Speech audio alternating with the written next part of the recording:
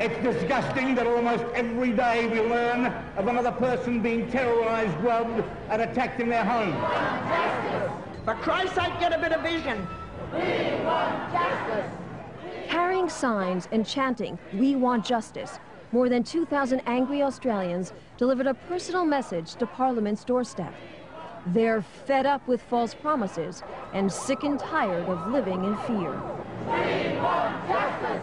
The bottom line is people want to know that they have a right to defend themselves. We come from a small country town and it started happening there, and like just with having a 6-week-old baby, I like to know that I can protect her and that we feel safe in our own home. I would say that the politicians in this country, in Australia, have missed the boat entirely, and they've harmed a lot of people who didn't deserve harming with their laws and their approach to it.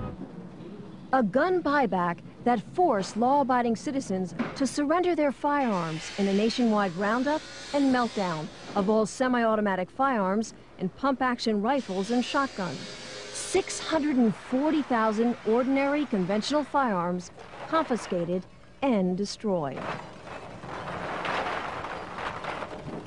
It was an absolute joke and a tragedy. I actually turned in 3 firearms, and it broke my heart. I mean, it was 40 years of collecting, and I can't say it any other way than that. I felt sick.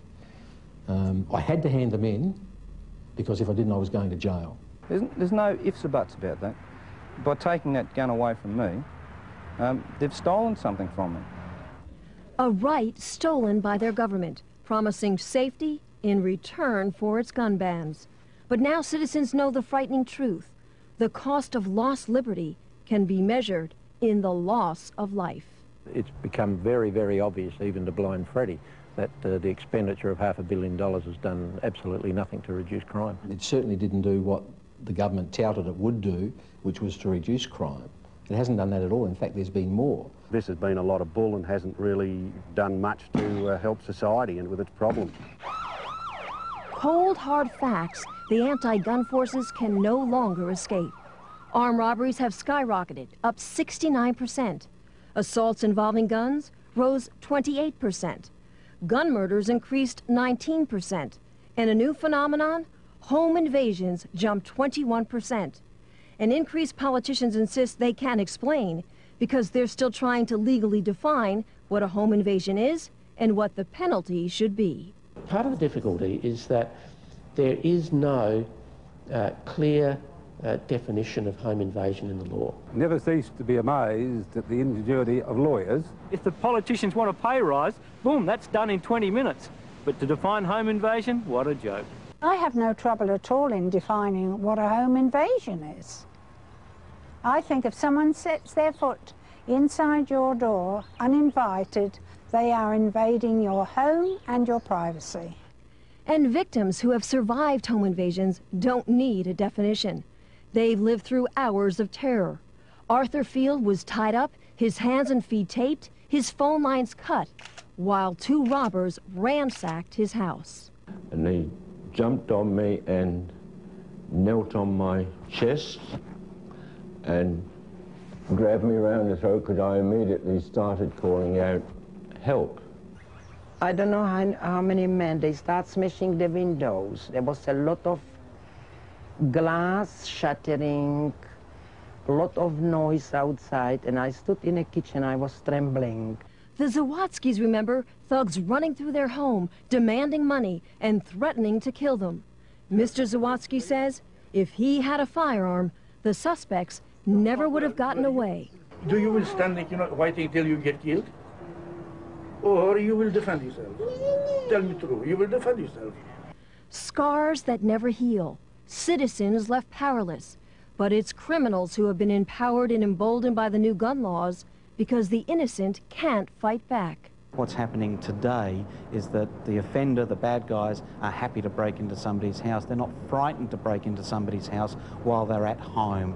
Citizens denied the right to protect themselves by a justice system that won't. Well, my opinion of the legal system here is it's absolutely weak. Weak as water. I mean, it's they've just got no backbone. That the sentencing for various crimes is just pathetic. And police who can't. They're undermanned and morale has never been lower. It's very bad at the moment. It's never been worse. Since 1993, we've had a real decrease in over 230 sworn police officers in this state. These policemen have joined the job, policewomen have joined the job to go out and do it, and they can't even attend at breaks or assaults because there's no vehicle to even get them there. I mean, that's just absolutely ridiculous. Gun laws that have backfired. And Australians who have been forced to hide behind bars and deadbolts. Some are even installing extensive security systems because the firearms they still own that haven't been banned have to be locked up, unloaded, and unavailable. I mean, get real. If I have someone break in here, I've got to go get the bolt, get the rifle, and find the ammunition somewhere else, put it all together, and then defend myself if this other person's got a firearm that's going to threaten my life. No way. It doesn't bloody add up. A political fraud. Gun bans that haven't made a difference, and gun owners now struggling to stop a growing momentum against them.